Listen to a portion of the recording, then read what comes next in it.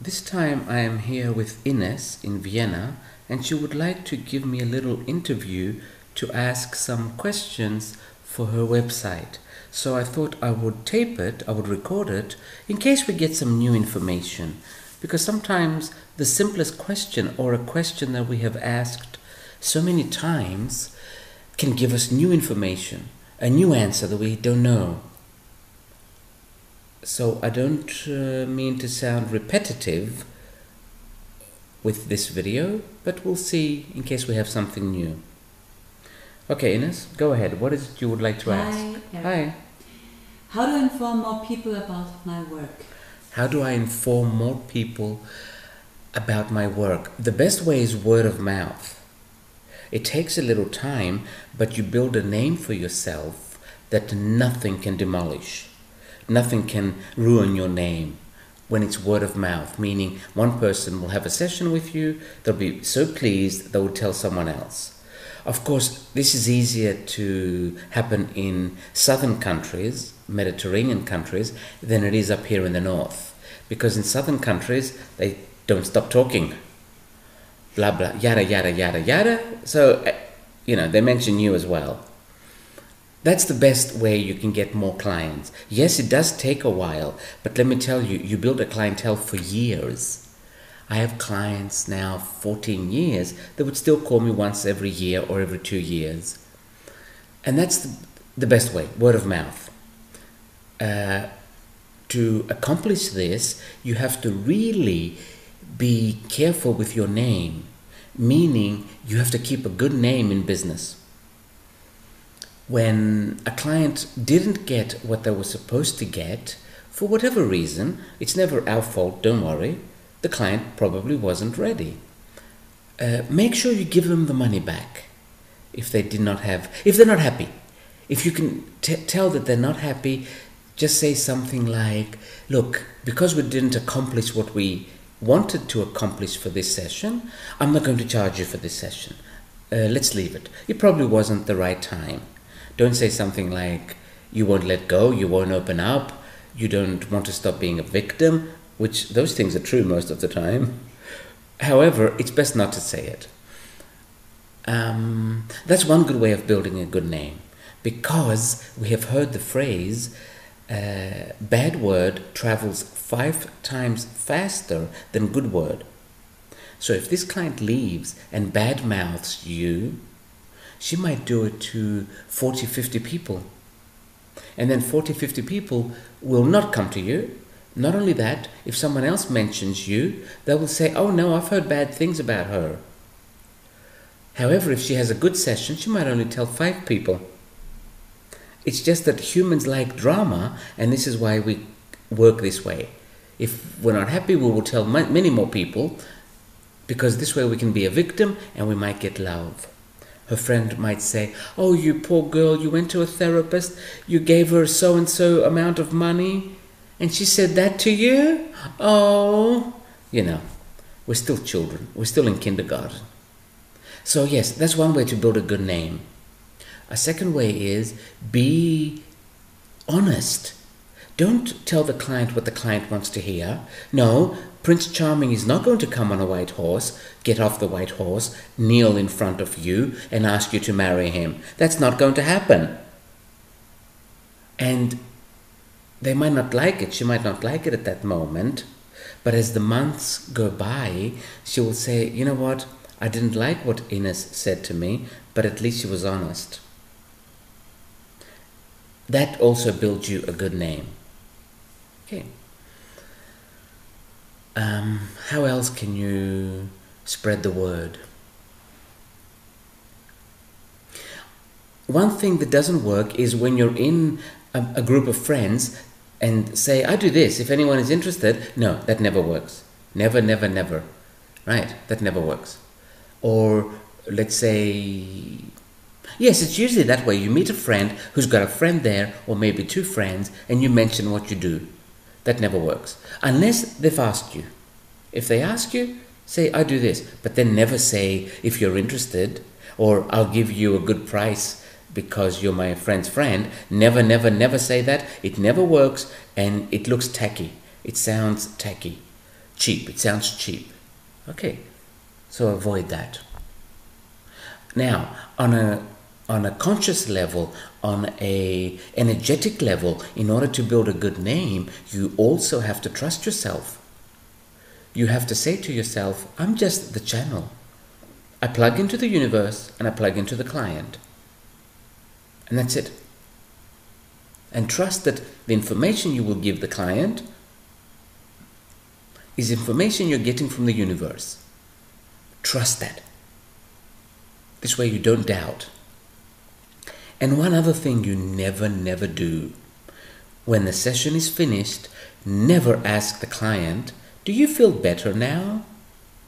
This is because we doubt our work. And we ask, and we want confirmation. So this is why we ask, do you feel better now? Never do this. Or, if you're working in a center, and you come out with the client after the session, and let's say the person that organizes is there, you don't say to the person, look how much better she looks now. You don't say that. That is also cheap and tacky, and your need for confirmation. You need to trust what you do and do it as if you just had a cup of coffee. Like it doesn't mean that much. Of course, coffee means a lot, but you need to do it like that. Don't keep pretending like you're doing something special and you've saved someone's life by giving them a session. It just doesn't sound good. It's just tacky. Be classy. Do it with grace. Do it like that. Right? Oh yes, and one more thing you never do. Never say to a client, you're going to need 10 of these sessions, 1 a week. Never. They will never come back. Okay. Never do that. Don't do that. Some of them do come back, but you get a name that's not very good. Right? She told me I'm going to need 10 of these sessions because she or he will tell other people. And other people will say, oh, I don't believe this. She's not that good. She's trying to get a regular income. You need 10 of these sessions. Why? Is she that bad? If she was that good, 1 session should be enough. Right?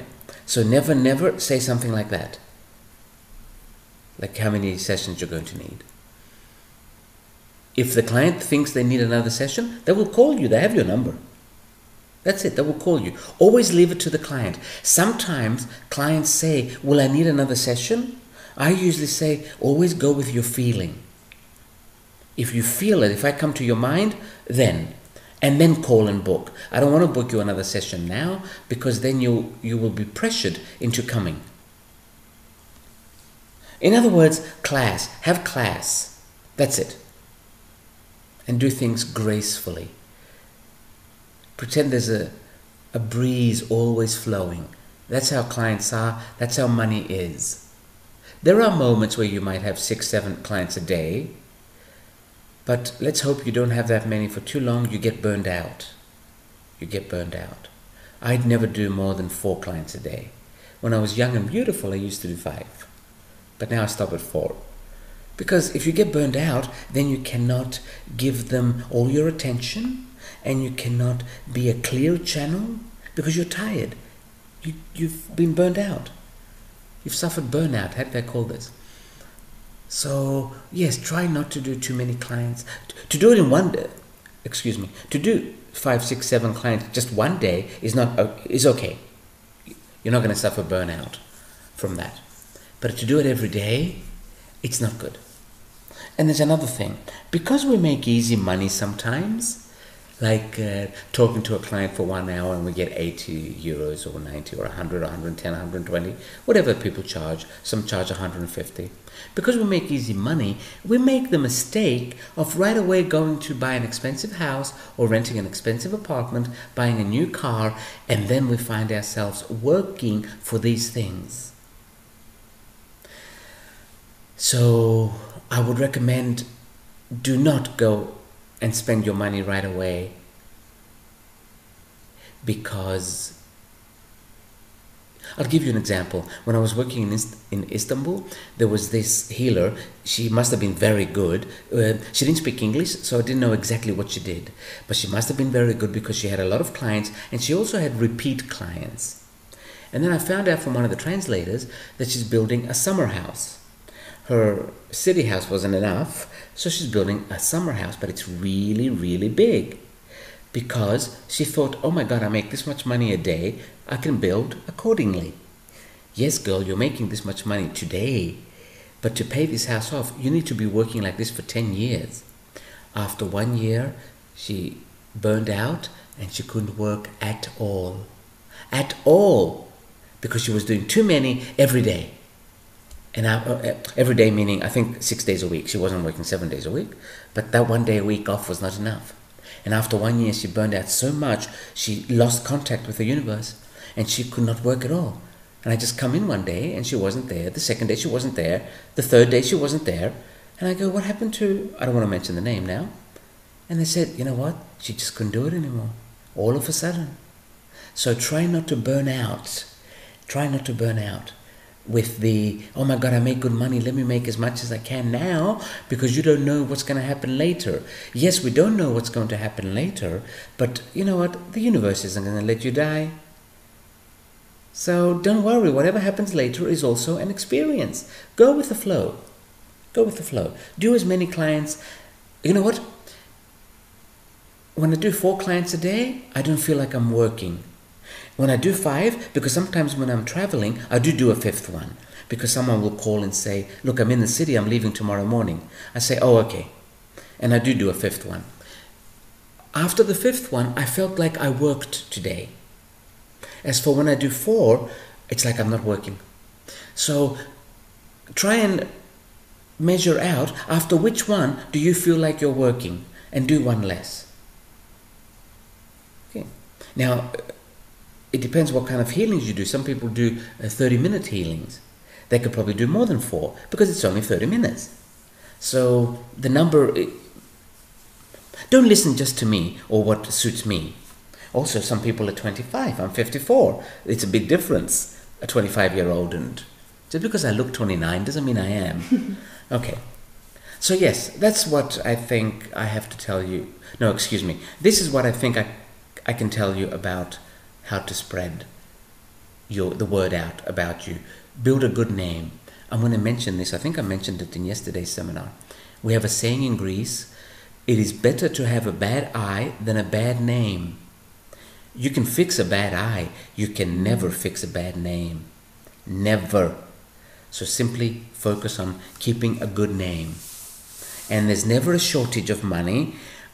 So if you see the client's not happy, I would totally recommend, don't take money. Don't take money. And you say a nice word about it. Because we didn't accomplish what we wanted to today, I will not charge you today. You know. And then some of them say, well, let me at least pay you for your time. I always say, look, I've got plenty of time. Don't worry. Don't worry. It's all right, really. But then they leave happy. They tell someone else that I'm honest. Because they go, you know what? He wasn't that good for me, but at least he didn't charge me. So I like him, period. And this, I like him, this is what's going to bring other clients to you. Okay. That's it for this one. Just listening to you, there's another question coming up. Okay, let's leave it. I was going to cut it and make it up. Okay. Listening to me, there's another question coming up. Yes. What question? Yes. There's some coaches in the world, you can't just book them for one session. There are some coaches in the world that we cannot just book them for one session. Their style is to book them for 3 months or even a year. Yes. But this is... Am I interrupting? This is a life coach. Yes. This is why a life coach, or what we call a life coach, cannot do everything in one session. Mm-hmm. See, in my case, I'm a healer or informational healer. Mm-hmm. Like I bring information so you'll know where the problem is from. Therefore, one session's enough. But if I'm going to take over your life and show you what works in life, of course I would need more than one session. And this is why these people need you to book for 3 months or 6 months, or so they can have effects. So they can have Oh, what? An outcome. Mm-hmm. So they can have a successful outcome. Mm-hmm. And I interrupted. What were you saying? You need to book him for a long time? No, my question was, what do you think about that? This kind of working. This is what they need, because usually they're life coaches. Yeah, but there are also intuitive coaches, like me, who combine both coaching and intuition. The Okay. intuitive work. Okay. The question? The question is, what do you think about that? I don't have any thoughts on anything. Mm-hmm. I only answer questions. I'm like a computer. Mm-hmm. I only answer questions. Are you trying to say, should I not book him for 3 months? If you take over life coaching, then you can book them for 3 months. Mm-hmm. But don't force them. I would say don't force them.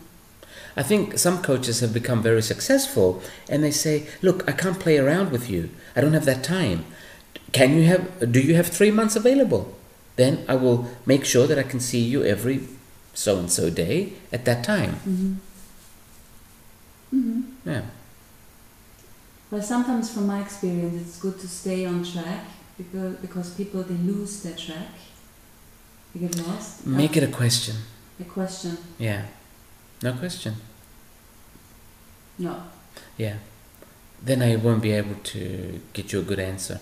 See, I need questions to get answers. There are many ways you can do business, but I need a question. Let's go to the next question. What do I need to consider when I have more than one business? What do I need to consider when I have more than one business? You mean you are multitasking, you have 2 or 3 businesses and you don't know how to handle them? Mm-hmm. I don't know what to tell you. Let's pretend it was me. Let's see. If I had, let's say, 3 different jobs or 3 different businesses, what would I do?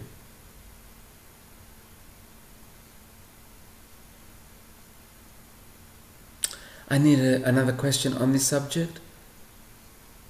How can I deal with many businesses? But it's not enough for me. I need another question.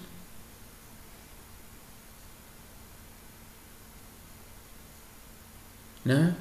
Yeah, I'm not getting anything, you see. I'm not getting anything. It's like having 3 children. Yeah, but maybe it's about separating them or really having clear, not mixing up their energies.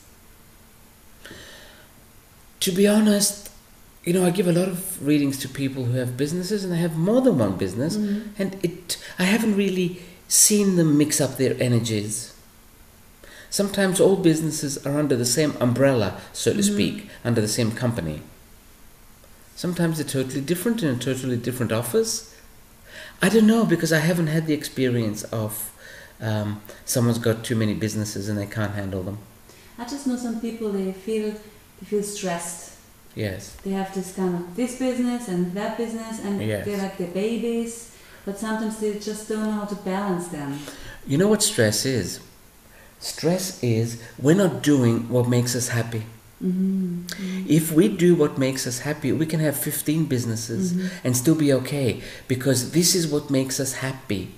Stress is not I'm working too long or I have a family and a business. That's not it. You're not supposed to have one of them, either the family or the business. In most cases, it's the family, I'm sorry to say. Right? And that's what stress is. Otherwise, there's no way you can have stress if you are doing what you like. No way. No way in hell. It just can't happen. Because your energy is all there, your soul is there. So if you've got stress, stop blaming society and the big cities and traffic and start asking yourself, why am I not doing what I like? Because if you did what you liked, no traffic would bother you. None whatsoever.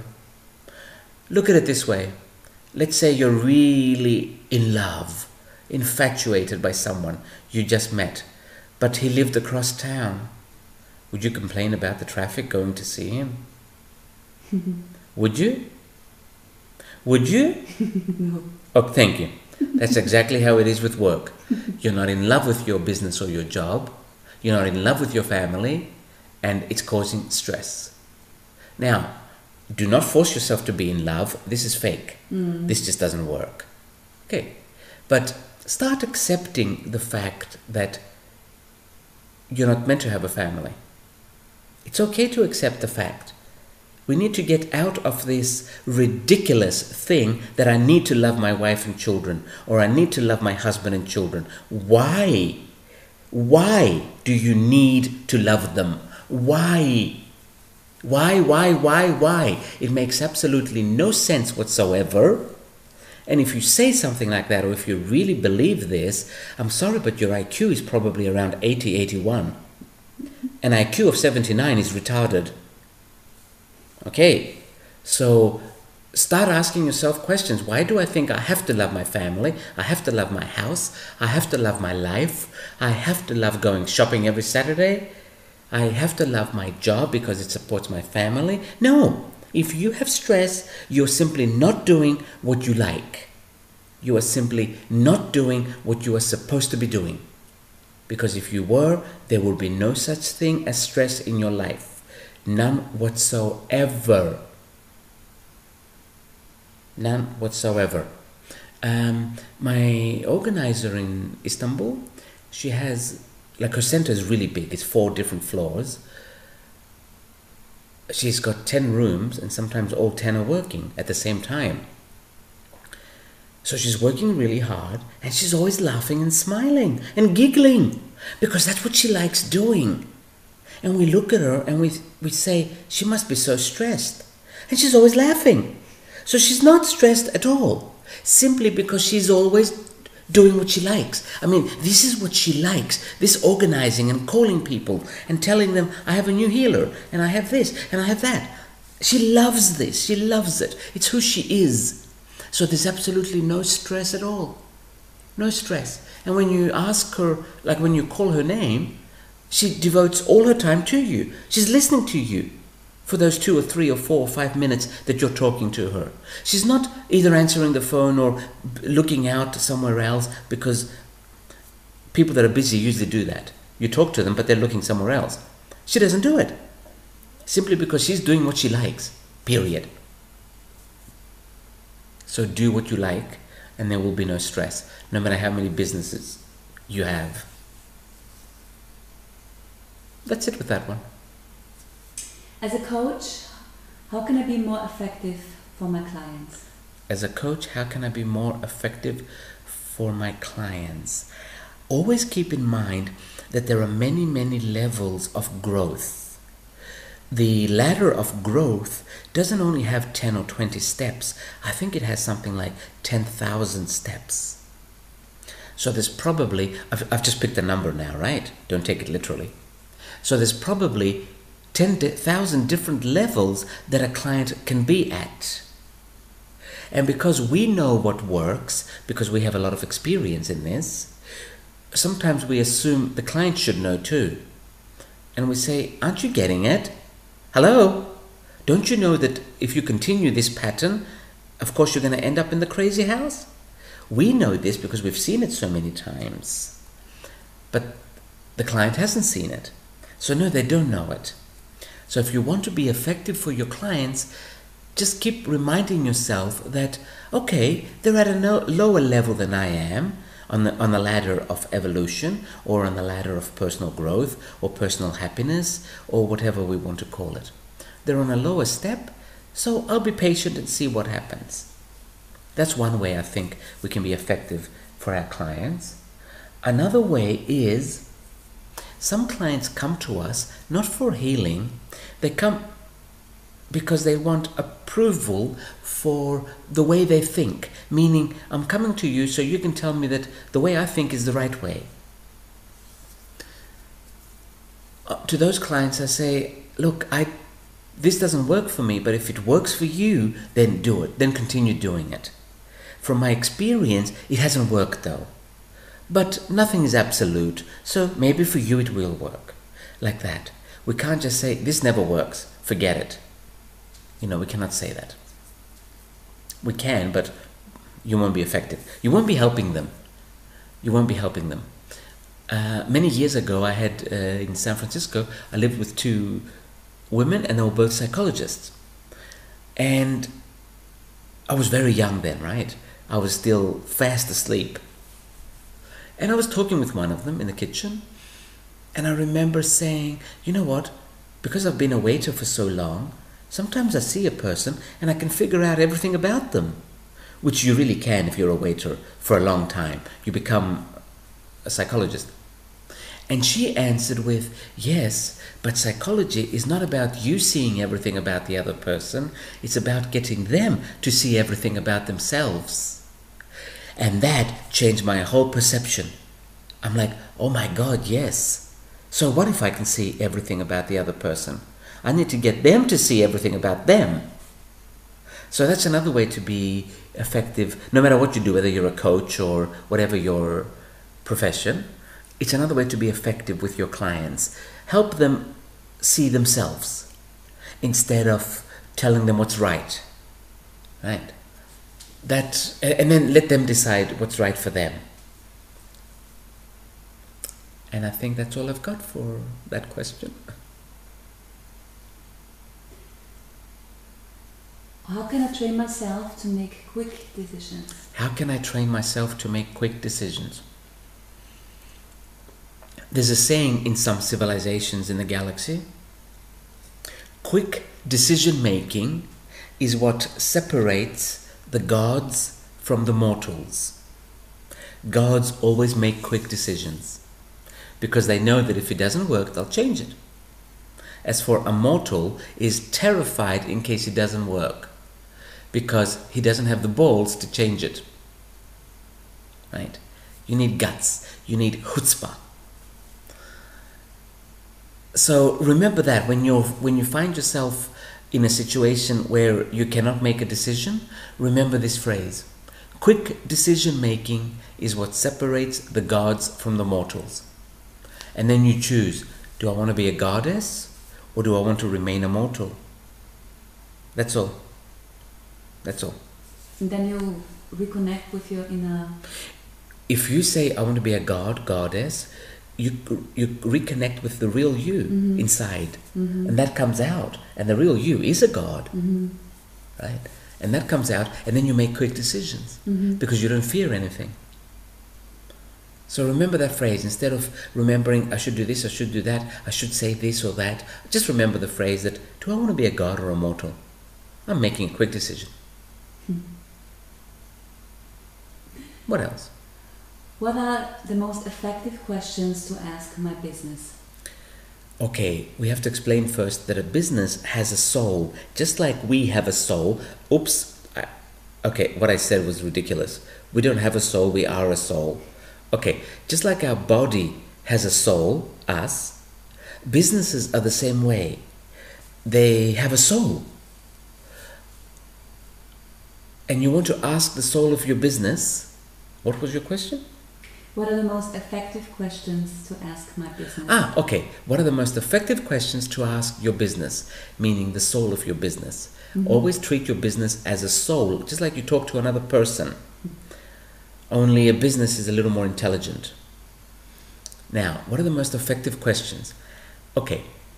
One question would be, am I in any way blocking your growth? That's one question I would ask. And you might get an idea or a thought. Sometimes our thoughts block the business from growing.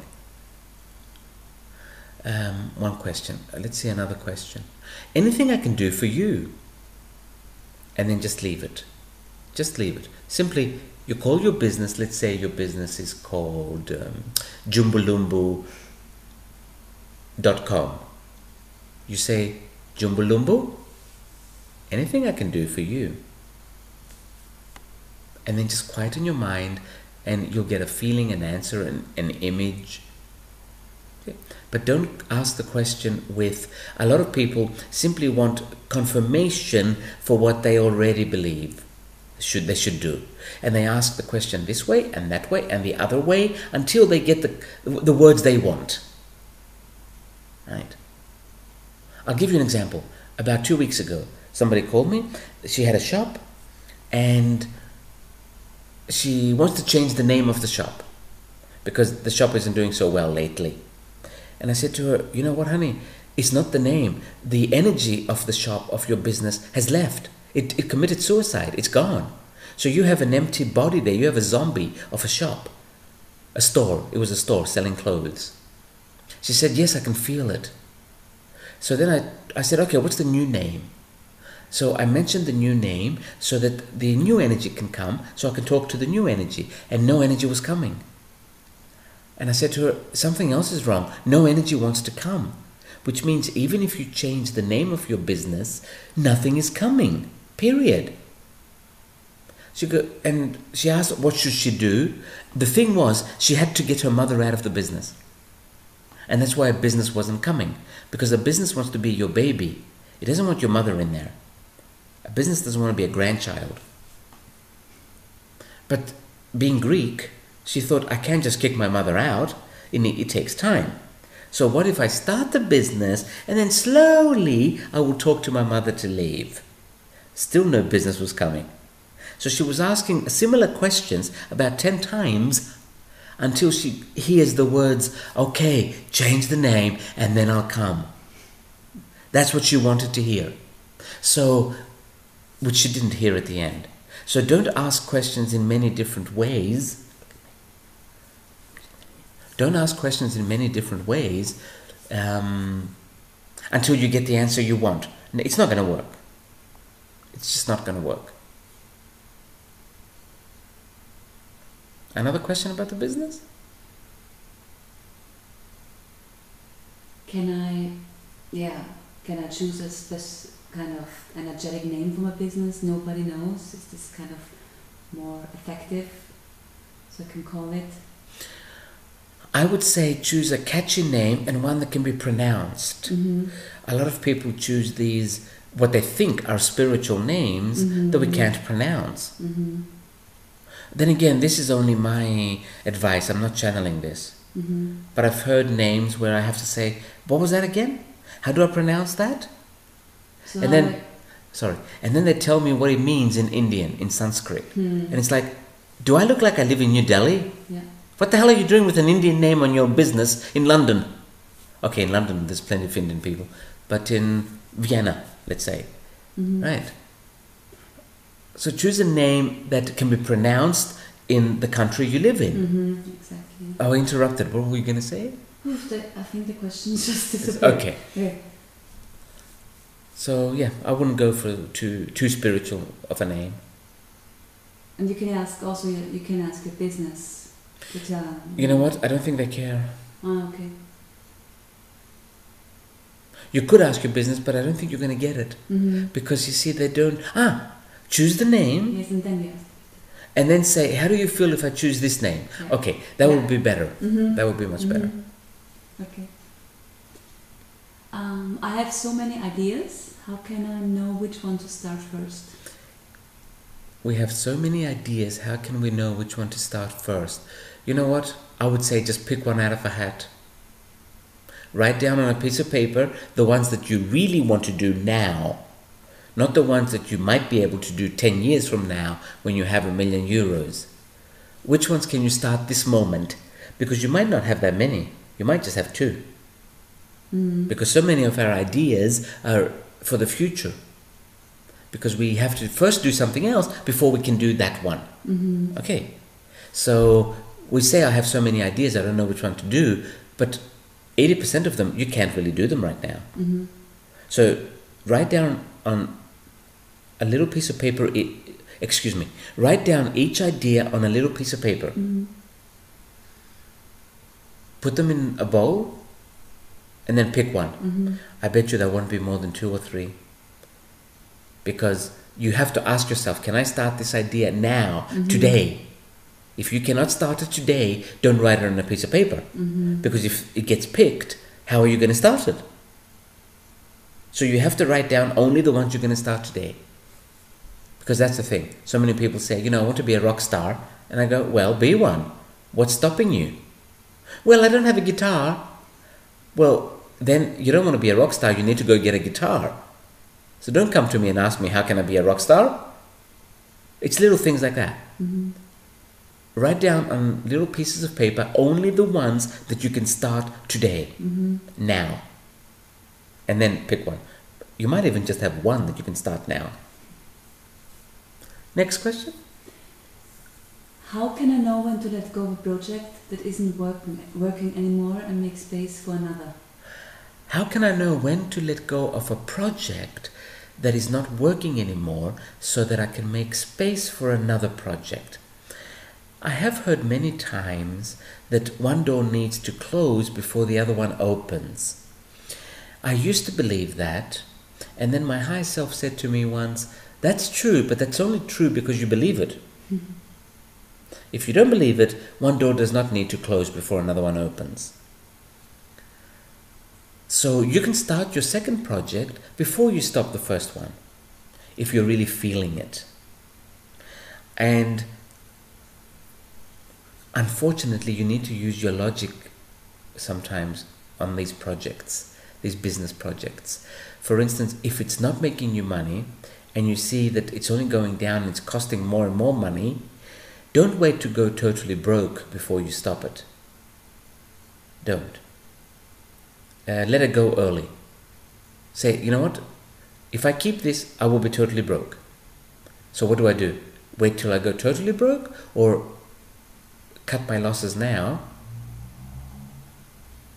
I would recommend cut your losses and run. And then start the second one. Too many of us keep hoping and we go totally broke. And then we look back, but then it's too late. Then it's too late.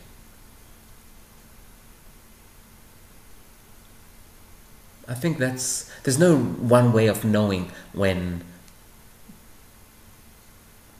to stop a business and start another one. But you can start two at the same time. I mean, you can start the second one before the first one is finished. What else should we ask?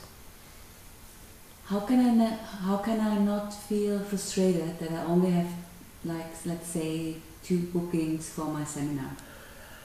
How can we not feel frustrated when we're doing a seminar and we only have 2 bookings so far and it's getting close to the date of the seminar? What I do when this happens is I have a nice, cozy, small group. It always turns out well because we are a small group. There's more laughter, there's more of a connection, and the energy that comes is not so strict. Like when I do the big seminars, sure, they're glamorous and they make me good money, but I notice I'm talking like a teacher. There's no personal connection with the people in front of me because there are too many.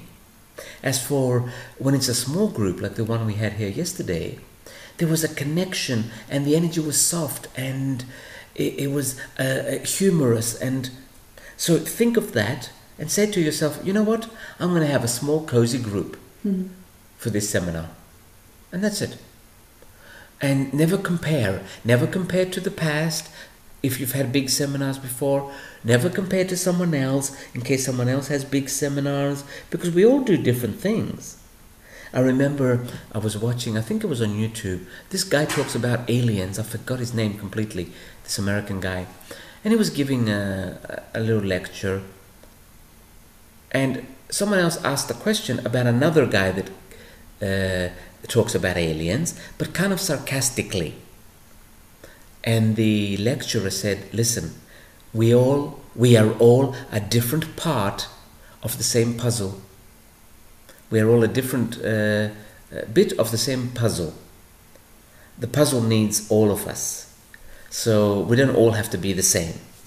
So we cannot compare. We just cannot compare other people's seminars or how big other people's seminars are to us. And say to yourself, I'm going to have a small cozy group. And do it for that. So how can I let go of comparing myself to others? Okay, we compare to others because of survival. This is in our genes. This is never going to stop. One of the reasons Earth is so beautiful is because the gods that created it compared themselves to each other and started competing. So this is never going to change. It's in our genes. What I mean is, as long as we live on a physical survival planet where we have to survive, where survival is not a given, where you have to get out of bed in the morning to survive, as long as we live on one of those planets, you'll always compare. So don't lose too much sleep over that. Don't. I've stopped comparing myself to others, but it's because I've been doing this now for so long, and because I like myself a lot. And that's why I don't. It's not that, I'm so enlightened. No. It's just that the older you get, the wiser you get. And, now that I'm 29, I've become wise. So it's that kind of thing. Don't beat yourself up because you're comparing yourself with others. But focus on the now, on the here and now. And if you only have 2 bookings or 3 bookings, you say, let's have a small cozy group. Have the biscuits, have the tea there, have the coffee. As they come in, make a coffee, chat for a minute, and then say, okay, now let's get serious. Do it like that. Have a good night, a good evening. What else? If I want to have a lot of clients and always be busy, do I need to charge less? If I want to have a lot of clients and always be busy, do I need to charge less? I chose to charge less because I wanted to always be busy, so that I can keep traveling, because I like traveling all the time and being everywhere. So I chose that route. A lot of healers I've met have not chosen that route. Sure, they make more money, but I don't know if they're always busy. I don't know, because you see, they don't say, so I don't know. Maybe they are. I don't know. So I would say it would help if you charge less to be busier. Not way too less, but don't charge too much. Let's put it that way. You will be busier if you charge too much. Now, a lot of people charge more, but that's after they've become famous and after they've become very busy. And they say, look, I can't do 6 clients a day. I want to do 4, so I'll get the same money from 4 clients. So after you've become famous, it changes. You will not ask me that question, because then you're famous already, right? And you're busy, super busy. But I chose to charge a bit less. I can tell the price. I charge 80 and it usually takes an hour and 10 minutes. But most people would charge 100 or 120 for that. But I'm always happy with it, though. I'm happy with the 80. So also listen to your feeling. Are you happy with the price? If you're happy with the price, leave it. Leave it. I would say there's no right price. There is no right price. Because then on the other end of the scale, we have people who don't trust their work and they charge 30 for a full hour massage, for instance. And it's like, what the hell are you doing charging 30 for an hour massage? Do you know what that does to your fingers? Right? Where is the energy going to come from if you only charge 30? You're undercharging. It's one thing when you're a student and you're not licensed yet, and you say, I need the practice, because I think in order to get their license, they need, 100 hours practice or something? That's one thing. Then you can charge a small amount so you can get more clients. And just having an aha moment. Yes. Charging, the word charging. Yes. You charge the batteries. You charge the batteries. It's an American term, though. I don't Yeah. think the British use it. I don't think the English say charge. I don't know what they say. It's... I charge you. Yes, I'm charging you. Yes, yes. Right, what else? Well, we can go to the next question. How can I find out what would be a good price to charge for my work? But you already said that. How can I find out what would be a good price? Go with the feeling. Go with the feeling. I think you even mentioned, one day you mentioned that when you doubt or something, you're Yes. not sure, that could be a sign. Yes, like if you're charging, let's say 120 and you're doubting, you're saying, should I charge that much? That could be a sign that, yes, you should not charge that much. Excuse me, no, you should not charge that much. Right? That's a sign. Like for instance, many organizers have said to me, you don't charge enough. But you know what? Because I feel good with it, I say, I think I am charging enough because I feel good. Otherwise, I simply would not feel good. And I trust my feelings. So trust your feelings. As a coach, how can I let go of the need to care about my clients? As a coach, how can you let go of the need to care about the clients? We're going to phrase this differently. How can you detach from the outcome of your clients?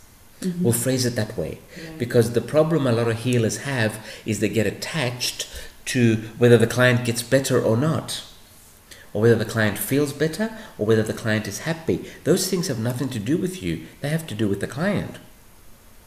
So you're going to need to detach from that and know that, as we said the other day, you are simply the extension cord. So see yourself as that, as an extension cord from the universe into the client. And that way you will detach from the outcome. You cannot care and want to make the client better. That's none of your business. That's only the client's business. I remember a healer, I gave a session to a healer it was in Istanbul again, and she asked her higher self, how can I become a good healer? And her higher self answered, stop caring.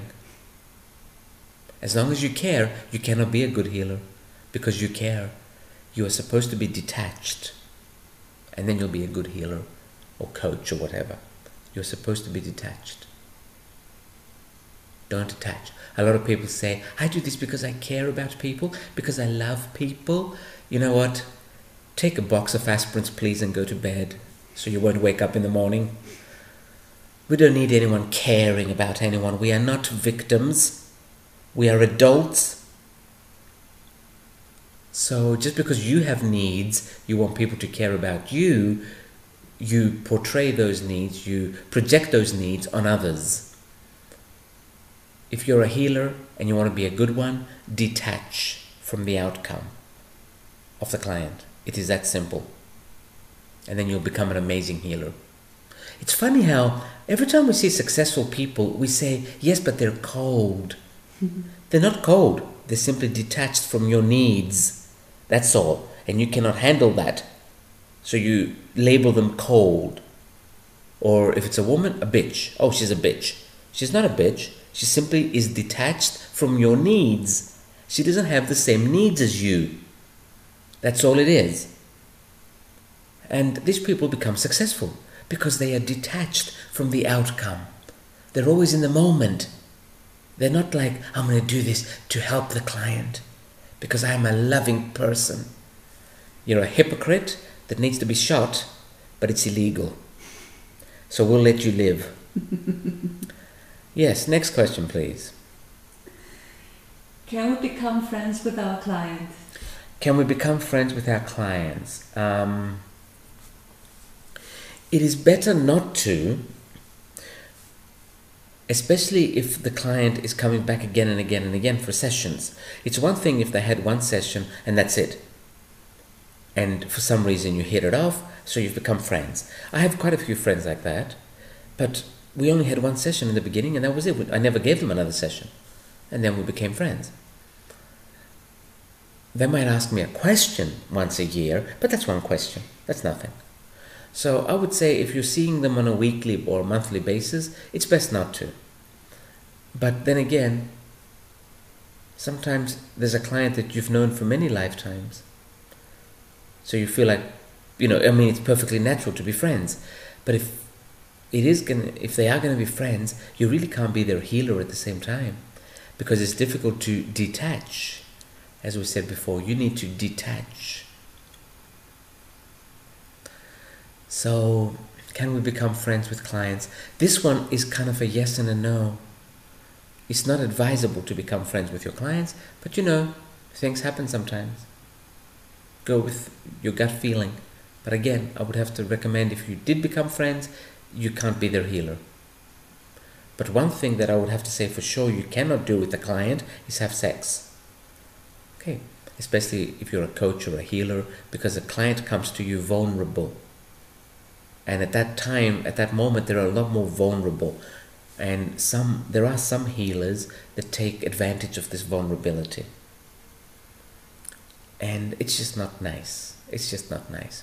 Not only that, they give the rest of us healers a bad name. Some of them get arrested. And then other people that don't like alternative healers will say, see, they're all the same. All they care about is sex. And sometimes they're right. So, yes, I would say stay away from sex with the client. Or if you meet someone and you're feeling something, say, you know what, I don't want you to be my client. Let's go for coffee. Because I'm feeling something different. And that way you don't get into trouble. You're really not supposed to have sex with clients. A lot of people do it. I've met a lot of them that do it. And it's just, it imbalances way too many energies. So if you feel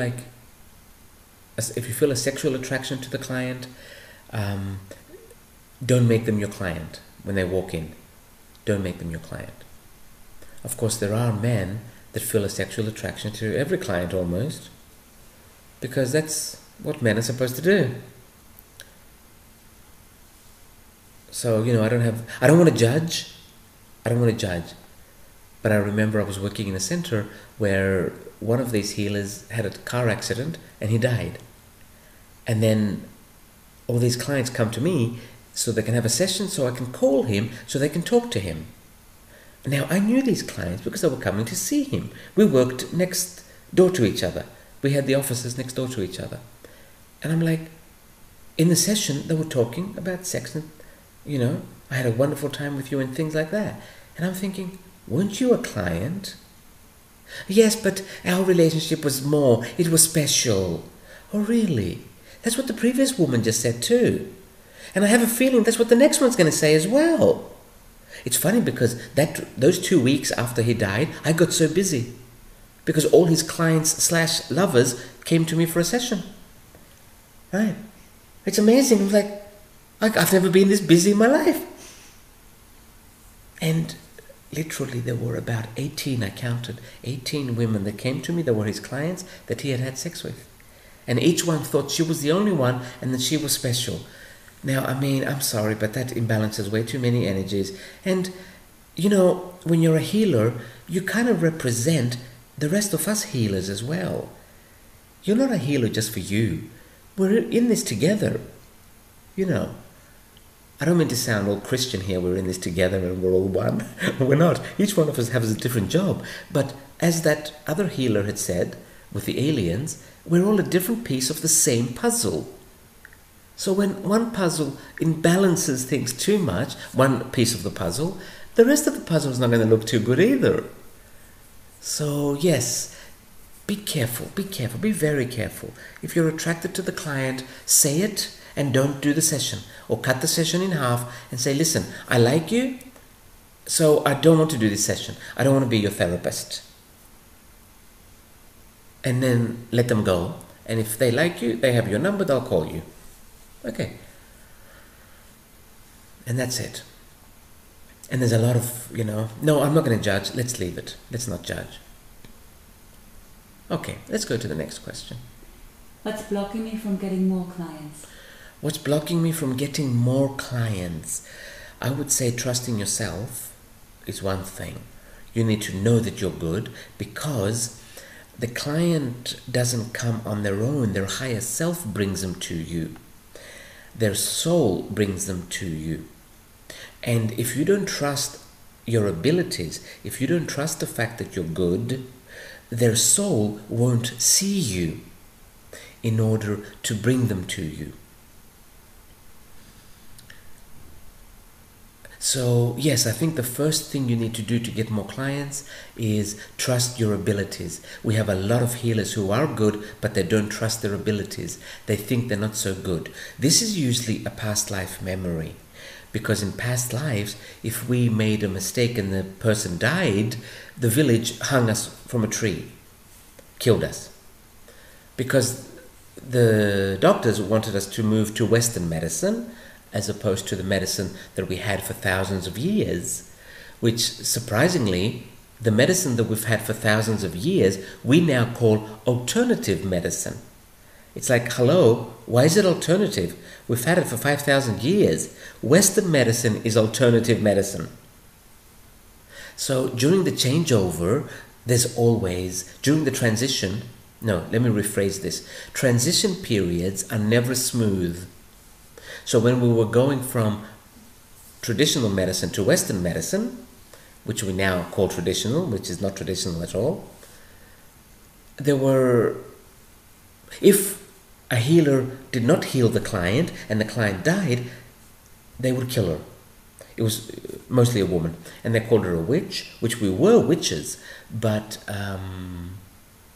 we gave a witch a bad name after this. Witch is not anything negative to be a witch, not at all. But after they were killing them because they had to move society away from the witches. That's how the witch got a bad name. Now, if you were a witch/healer in a previous life and they killed you, in this life you might be very good, but you remember that they killed you. And so you're very careful and you don't trust your abilities and you feel guilty that somebody died. Many cases, this somebody was a child. Now, the fact that back then 1 in 4 children would die before the age of 5, no, we never saw that. But if one of those children went to a witch first and then died, it's the witch's fault. Right? And this is why a lot of healers don't trust their abilities and they don't trust their work.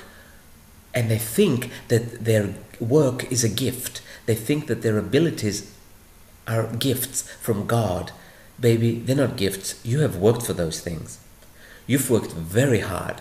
You've spent many lifetimes in monasteries, in mystery schools, in doing witchcraft, and learning about potions and about medicines and about what works and what doesn't work. And you're simply remembering it now. We are simply continuing in every life where we left off from the past life. So, if you trust, people's souls will see you and come to you. Because they've been seeing you for many lifetimes. This is not the first life.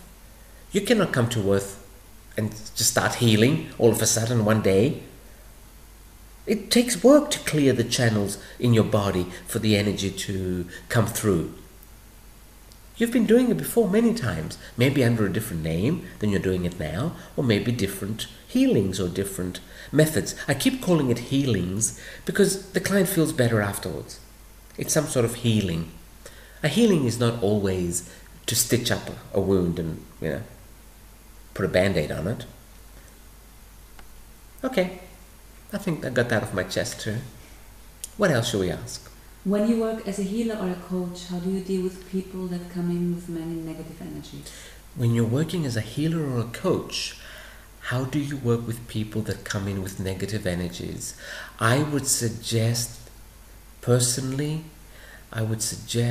don't focus on it. Because I think we focus too much on negative energies and then we attract them. Or we attract people or clients that come in with them. Keep in mind, we are all God. Everything is God. The good, the bad, and the beautiful. So, if everything's God, what's wrong with negative energies? They're just energies that like playing at a lower frequency. That's all. It's still God at another level. If it tires you, because they can be tiring, if it tires you, simply don't focus on them. And then you won't attract them. Personally, I don't think I've ever attracted a client with heavy energies that I couldn't work with. Also, I think we call negative whatever doesn't suit us. I've heard healers call someone negative because that someone doesn't like them. Like them to have a relationship with them. Because healers think that they have to have a relationship with other healers so they can grow together. Yes, how Hollywood. I'm going to throw up in a minute. You know what, baby? If you're a healer, find a normal person. Because there's nothing normal about you. That's why you're a channel. Because you're not normal. Find a normal person that can ground you so you can have some normalcy in your life. Because you're always flying up there, healing people. You're not grounded. And then you go looking for another healer. Great, that's all we need. 2 ungrounded people together. Go find a normal person. Normal meaning one that is not into these things. It's funny, many years ago, I had a client, I remember, and she was into these healing things, right? And she had asked, should I look for a man or a husband? I can't remember whether she used the word man or husband. Let's say man. Should I look for a man that is also in these things, into these metaphysical things? And her higher self said, no, no, no. Look for another one so he can leave you alone so that you can do your things. Because if you look for someone like you, you're going to start competing. You're going to start saying, no, my way is the right way, but this way is better. And then you'll be competing. You won't be working. So, yes, if you're a healer, stop looking for another healer to get married and have little healers. It does not work like that. And get a real man. You know, a real one. Do not get a man that makes love. Real men do not make love. These are just gay men that have not come out of the closet yet. Go and find a real man and have sex. And then you'll see your healing abilities go through the roof. Thank you. I got that one off my chest too. I think this session is so I can get things off my chest. Okay, next question. Have we so-called healers made a contract with our clients before we came to Earth? Have we so-called healers made a contract with our clients before coming to Earth? You know, many times I'll have a client that I know from before. I just know it. I can just feel it. So obviously, we must have met and they must have asked me, what are you going to do on Earth? And I said, I'm going to do this. And they said, I'm going to come and find you. So if you want to call that a contract, we could call it a contract. But I really don't think, I could be wrong, but I really don't think that we actually signed a piece of paper that, you know what, I'm going to get sick and then I'm going to go find Eric or Ines to make me better. No, I don't think so. No, I don't think so. But we do attract a lot of people that we've known from before. But you know what, even if you're not a healer, you attract people that you've known from before. So I simply think that's part of the way it is. So I think I would have to say not necessarily for this answer.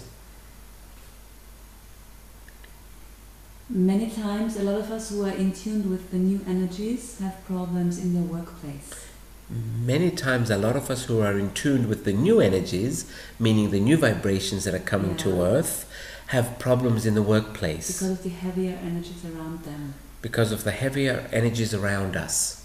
What can we do in these situations? What can we do in these situations? Okay. What can we do in these situations? In my case, I stopped working in normal places. And even though I make less money doing this, I stuck with it so I can always feel better. In my case, I remember many years ago when I went broke from my normal life, I had already started this one. And everyone was telling me, you're going to need to get a normal job. And I was thinking, oh my God, I can't. The people in there, I just can't. Those people still believe in survival. They still believe in love. They still believe in good and bad. I can't. This will drive me crazy. So for a full year, I had extremely difficult financial times, even eating, even having money for food, because I simply couldn't go into the normal world. Now, I don't want to call the energies heavy. It's just that I simply went to another energy. I went to a different frequency and I couldn't handle the previous frequency. I don't want to call it bad or heavy or negative. Let's just say, look, you went to another frequency. It's not their fault. We can't blame them because you went to another frequency. It's like going to China and expecting everybody to speak fluent English. But you're the one that went to China. It's something like that. So we need to see it that way. I think if we can see it this way, it won't bother us as much because we won't blame them. Now we're blaming them. We walk into the workplace and we think, oh God, they're all idiots. No, no, no. You have simply changed frequencies where you can see a little bit more because you went to another frequency. And they will come there eventually in their own sweet time, just like you did. Because before you went to this frequency, you, I, everyone, right? Before we went to this lighter frequency, we were also in that heavy one. We also believed what they believe now. So focus on the fact that you are different, not them. You know what normal means in Latin? What most people are. That's what normal means. What most people are. So they are normal. They are normal. You might be able to see more because you've looked in a little bit and you've discovered more of who you are. But you know what? They are the normal ones, not us. We are still the minority. So if you see it that way, you won't get upset with the people around you at work because they're simply in the, we call it old energies. Well, we can use that term, but we're not, when we say old energies, we say it with a mean streak. We say, oh, she's still in the old energy. Honey, weren't you there till yesterday? All of a sudden now you're like so special. It's that kind of thing. So I think we have to keep remembering that they are the normal ones and we are the different ones. And then the energy will settle a little bit.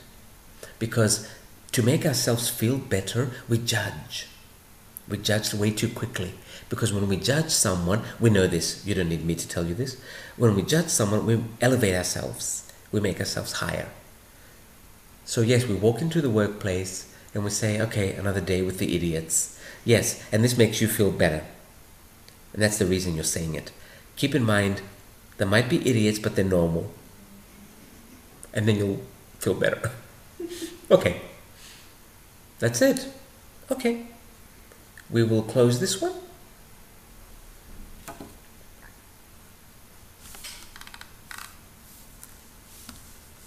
Let me close it here.